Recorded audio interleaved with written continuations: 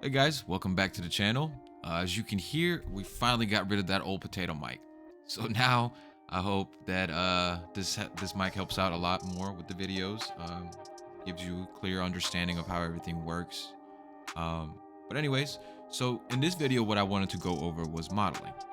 One of my biggest struggles when I first started in 3D was to be able to obviously model, but not only that, but just kind of stay away from having to do the follow alongs on YouTube. I used to pretty much follow along on YouTube with certain models, and then whenever I wanted to create a separate model, let's say like I wanted to go from this gun to this vehicle, all of a sudden this vehicle wasn't on YouTube. So now you're kind of stuck and you don't know where to start or how to break down your model or how to block it out, and just to kind of reduce the amount of complexity that you're going to have in front of you. So hopefully in this video, we can go over that and it can really help you out and kind of get you started on creating these models. Just like this concept of SMG that I had just recently created. It is a game ready asset. I basically went on the internet. I found a bunch of different guns like the MAC-10, the MAC-49, and a few other concepts that I just found. Just typed in concepted SMGs and I had all these different images pop up. So out of all those, I kind of broke down a few different ones, and I'll show you a bunch of different methods on how I can break down my model and then take it to a blockout stage where it really reduces, like I said, it reduces the complexity overall and help you kind of get started. Because once you get it started, man, you just have to keep that momentum going. And so anyways, and that is it. And I'm just kind of showing off just a few of these models that I had created using the same exact theory. So we'll call this video the modeling theory. All right, so getting started, I thought we'd just kind of go over kind of like the military crate. So as an example, we just go on to Google, we type in wood military crate, wooden crate, anything that you can think of. Gather as many of these images that you see that you like. Try to get good, clear images, you know, kind of get different angles. Just try to overall get a bunch of different images that will completely help you design this entire box. That way you're not going back and being like, okay, so how did the hinges work on this one specifically? How does the locking mechanism work? What kind of locking mechanism is going to be on this military box? What would be one for it? The functionality is a big important aspect of when you're creating these different assets. How do they work? Because that will attract more of the attention of your viewers or the players or whatever audience that you're trying to reach. All right, grab your images, save them out wherever you want to save them. I actually made a little folder right here so I can keep all these images all together. Now, along with just functionality and how it looks, another important thing if you're making a game asset is to make sure that you have correct scales. Obviously, you don't want to have your character in and then have this little military crate be this giant asset all of a sudden and everything just looks off. It doesn't work. Scaling your scenes is a big thing. So in this image right here that I found, it actually gave me a small little scaling just to have in mind as far as how big I want it to be. You can bring in a reference from like a character reference just so you can get a good scale off of your object. But I like to personally just go to Google, just type in, you know, the standard dimensions of a military crate, and most of the time it'll actually give you something. Now, the next one that I want you to keep in mind is PureRef. PureRef is an awesome free application that you can use where you can keep all your references, all your concepts, pretty much in one little spot, and all your images can be kind of lined up together. That way you can go back and forth and model whatever you need to, go back into the PureRef, look at the images, and so on and so forth. PureRef is just as simple as just opening up the application, dragging and dropping your images that you want, and that's it. Just, you know, scaling them down or whatever you need to make the differences, adding more or anything like that. So now that we have our references and our concept, our next step is going to be the breakdown. The breakdown step is basically where we take a more complex shape. Typically, it is used for more complex shapes. We don't want to do the breakdowns or the blockouts for primitive objects, but I do recommend it for newer users because it helps to simplify everything for you before you start to model everything. And that's where we actually take one of the objects, we take it to your application that you use, like a 2D drawing application. You can even bring it into Blender if you wanted to. You can do the same things, either Adobe, or you can also bring it into Krita. Krita is a good alternative software to Paint Shop. Go on Google, type in Krita, and you will see the first thing that comes up is this website. All right, so once I have Krita open, what I like to do is go into the actual references that I have, pick one that I want to use, the one that's going to most likely be the object that I'm going to be making or something similar to it. This is where we start to break it down. You can use colors to just, signify where the support wooden pieces are, where the locks are, how many locks there are, number of screws, maybe even add in the kind of writing. You personally might be a better drawer than I am because I am terrible at this and I'm using obviously mouse and keyboard. But as you can see like where you highlight the red marks and then you can create a text box on the right side signifying, all right, this is a wooden piece. I can basically make it out of a simple primitive cube, and then I can bevel it if I need to, make it look good, and then move on to the next parts. Now again, you don't have to do this step, especially for something as simple as a military crate, because it is ultimately a bunch of different kind of cubes where you beveled them, you changed out the way that they look a little bit, had cut some holes into it. But for things that are a little bit more complex, this would be a really good idea for you guys just because it helps with breaking it down. All right, so how is this part specifically modeled? How is this connected to this? The amount of different pieces, and also color schemes. It can actually help you with color schemes as well, because as you can see where I typed in wood on the right side, kind of describing the material that's going to be used. It will start to put everything together for you in your own mind. And if you wanted to, you can further simplify it by taking each of those parts. Now, obviously, again, not for this military crate, but something more complex. You could, for example, using this military crate, you could take the locking mechanism. You could be like, okay, what kind of different kind of locking mechanisms can I have? Can I have one that has the lock automatically on it? Should I have the lock off? And you can actually use those different references that you get to create the same exact thing. So you can open up a whole different project within your 2D software and create one just for specific locks. Put them all together into one project for your asset.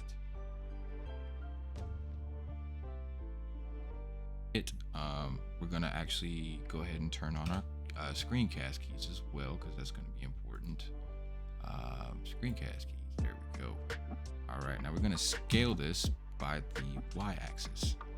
So S and then Y. So let's just make it a little bit larger. Let's just say about that much. All right, so now let's take these guys right here. Let's bevel them. Now another big important thing that I wanted you to keep in mind when beveling things from low poly to high poly. So let's bevel this real quick. All right, let's bring up our object menu.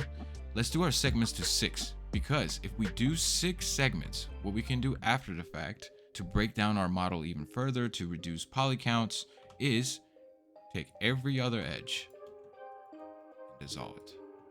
And what that does, yes, you can kind of see it within the sharpening right here, but in the actual baking method, we'll actually get a good, clean looking outer edge. Now you can raise this up a little bit, because the more segments that you have, obviously the better it's going to look. When we bake an object, we are taking the normals, which is the direction of each one of these faces, and we are copying it from the high poly for this instance and bringing it onto the low poly. So this will be the object that we're going to use. So we want to reduce this as much as we can. So even if we wanted to, so let's say we beveled these, let's just bring it up to 8 segments. Back, and then as before, you can take every other segment and dissolve them. You'll still have a good looking mesh. So shade smooth. See, we have the circulation rate. Baking, it'll look great. So let's go ahead and do that real quick. All sides. We're just gonna go ahead and keep it for the time being. All right, now go into face mode. Shift S, which is going to bring the cursor to the selected object. Just gonna add in a cube. We're just kind of just messing around, just, figuring out how we're gonna create this cutout, because the cutout that I actually want to go for is this specific cutout right here on the receiver, as you can see. Very easy to make. All right, so back into it.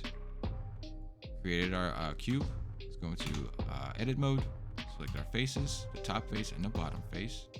Scale it by the Z-axis. Bring it down. Go. Not that much. All right, let's take these guys, these edges. Control B for beveling. And you don't have to do a high amount. We can take the same exact principle as I told you before and put it into play here. All right, pretty happy with it. Maybe even 4 segments would be bad specifically. All right, with that being done, now select the. So going into the main object, we're going to actually throw in a loop cut, Control R. And then what we can do is bevel that loop cut down to 2 segments. We have an even amount of cuts and an even amount of spacing between each other on the outsides of this object. Awesome. For the time being, we can delete outside faces.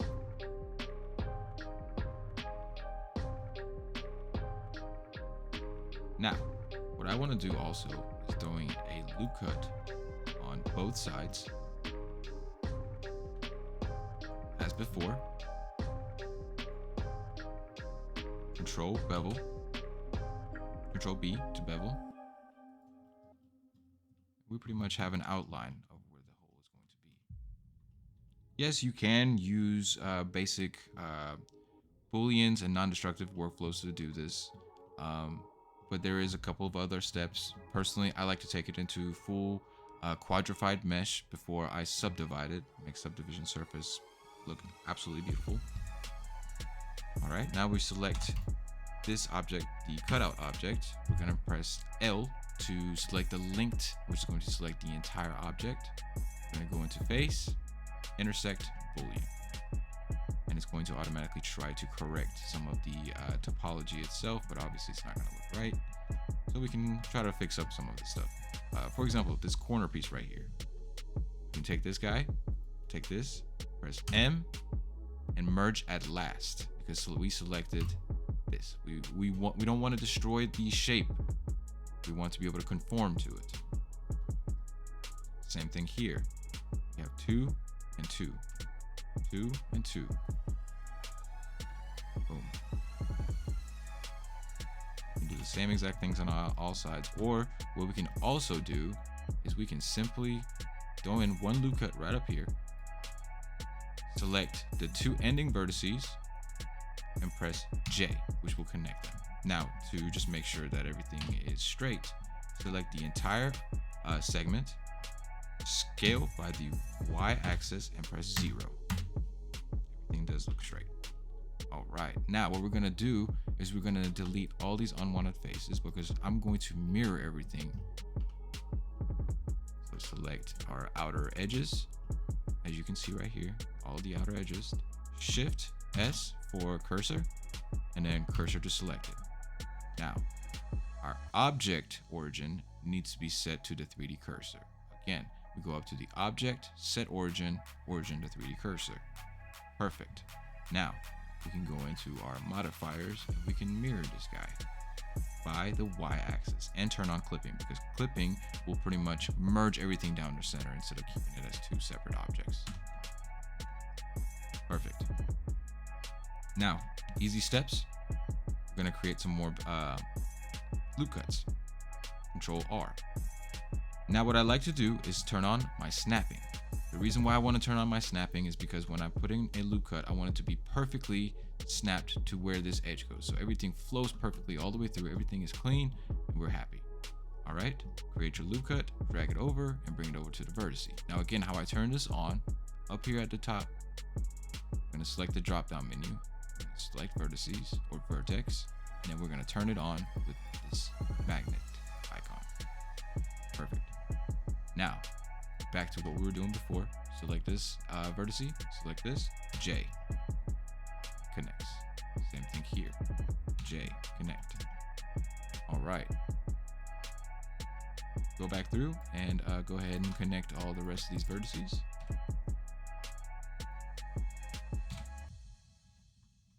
Same thing here.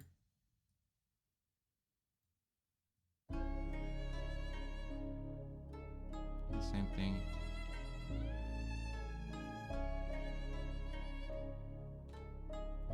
Connect, connect, connect, and connect. All right, everything is in quads. So what that means is that we're going to be able to subdivide this, and our mesh is going to look good.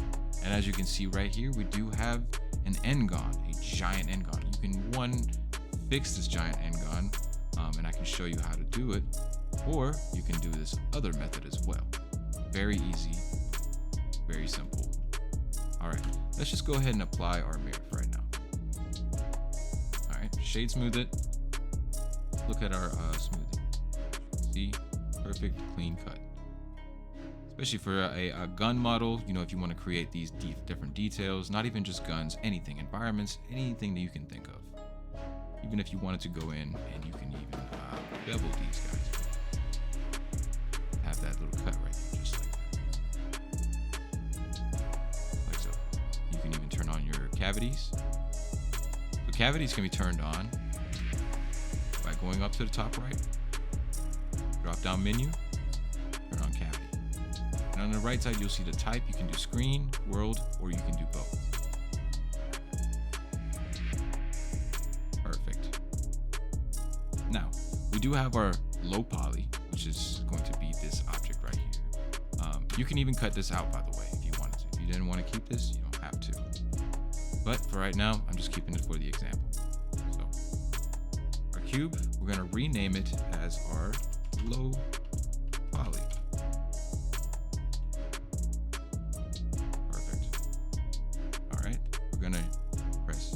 We're gonna hit Shift D for duplication, and then right click to cancel where our location is gonna be. It's gonna put it right back into the same spot that you just duplicated.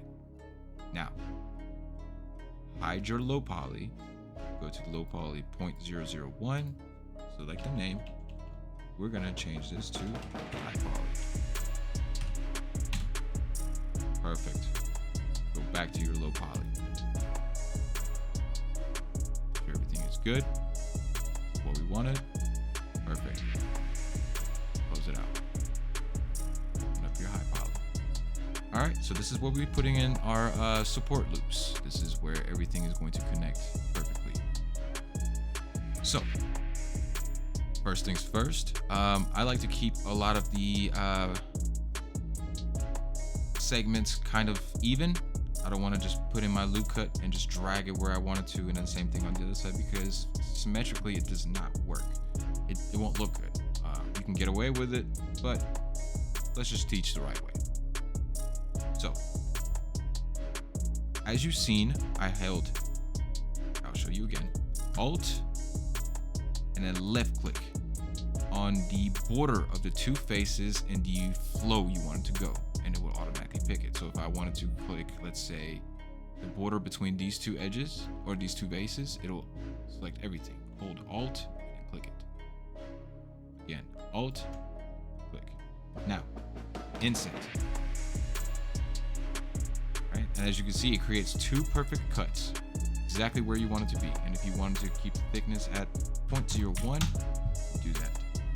And we're gonna hit edge red. We'll keep everything even and perfect. Awesome. Now, necessarily, we don't necessarily need this guy right here. So we're gonna just dissolve this guy. Same thing here. Inset. 0.01. We have edge rail. Awesome. Dissolve this. All right. Now, the next step that we're gonna have to do is to keep our support around this new cutout. Now, the good thing is we've already turned it into full quads. So all we need to do is select the outside faces, again, bordering edge, Alt, left click the face, and select everything around it. Inset.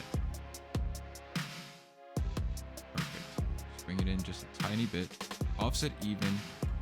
Typically look at your geometry, see how it looks, turn on the offset even, because sometimes it can screw things up a little bit from what I've seen. Now we don't need this outside edge. We're gonna actually dissolve this guy. but we do have our edge right here, which creates a sharpness that we need. Select those faces, again, bordering edges on the faces, on face mode, Alt select. All right, inset.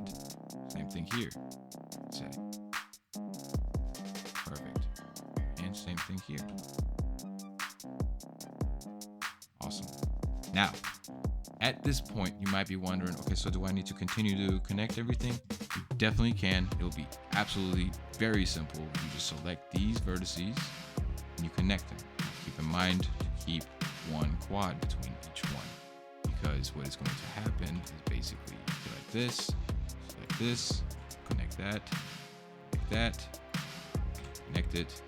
Now what's going to happen is you're going to want to automatically keep connecting through, but that's going to create a triangle. So this guy, this real quick, but then take this guy and connect it to this guy. Why? Because what we did was we just created a quad. 1, 2, 3, 4 instead of a tri. But for this method, we don't really need to do all this. Select this guy, take this out. Select this face right here, which is our end guard, and just insert it. Tiny bit. Insert it again. Perfect. All right. If we've done everything correctly, we can select our object, go into our modifier stack, go into the subdivision surface, and as you can see, we have a perfect surface, perfect bevel, and it is exactly what we want for our baking. So we'll take our high poly with these perfect little, as you can see, so the cavity maps will really show off your edges very well, especially if they're very hard edges, like on our low poly right here. Now, the reason why we go into subdivision is not only the smooth surface, but also to create this sort of small bevel within the object, because most objects in the real world have a small amount of bevel, unless it's a sharp object like a knife. So if we were to take off cavity, we can still see a great looking little bevel right here that reflects the light very well. And that's typically what we're gonna need on our low poly to look good. And that's what we bake out. But as far as that goes, that's pretty much it. If you did want to create the face just like before, go into your high poly, select these outer edges, and then hit F, fill. Then what you can do, just turn this off for now, is select the outside face you just created and inset it. Tad bit to sharpen it up, inset it again, bring it in a good bit. Now look at this. Boom. Perfect, sharp edges, smooth, and it works. Ultimately, remember that the high poly, we're not using the topology on the high poly. So this is going to be at 86,000 tries on this high poly. We're not using that. What we're going to be using is the normal. So pretty much we're cutting out the face of it, the way that it looks, and we're slapping it onto our low poly. So here again, we're going to select all of these guys. Hit F for fill.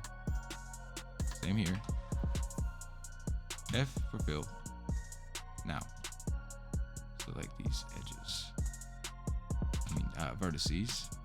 And then also, as you remember, we put in a lot more edges right here that we did not have right here. So how do we create that and keep them even? Snapping. So go over to your drop-down menu under snapping. Let's go over to vertice, or we're going to keep it on edge. You know what? I'm going to keep it on vertice, because it does kind of keep it a little bit easier to make. Now, Control R to loop cut, drop your new loop cut, slide it up until you find that vertice right there by just bringing your mouse over to it and then left click. Perfect. Same thing for the bottom one. Control R, drop it in, just like so. Control R, drop it in. Left click. Remember the left click.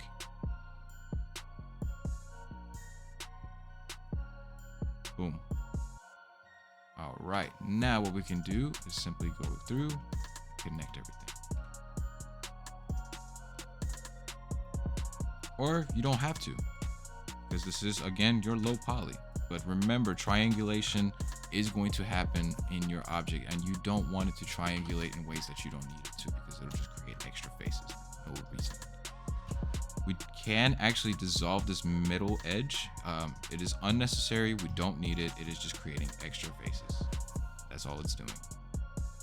Now, just like I told you before, we can go in, select every other edge, like so.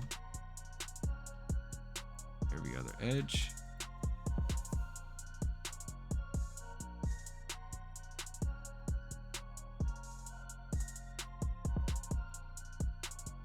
Perfect. And dissolve these edges. Now we're still maintaining our shape, reducing our poly count. Still looking good. Now, if you wanted to, you can continue to wire this up further because everything is going to be triangulated, especially if it's going to be a game asset. So you can go ahead and simplify your object by further triangulation of your faces, or you can leave it alone and let it automatically triangulate. Most of the times it will not necessarily create any kind of issues, but just in case, if you have a more complex shape, I would definitely suggest you do so.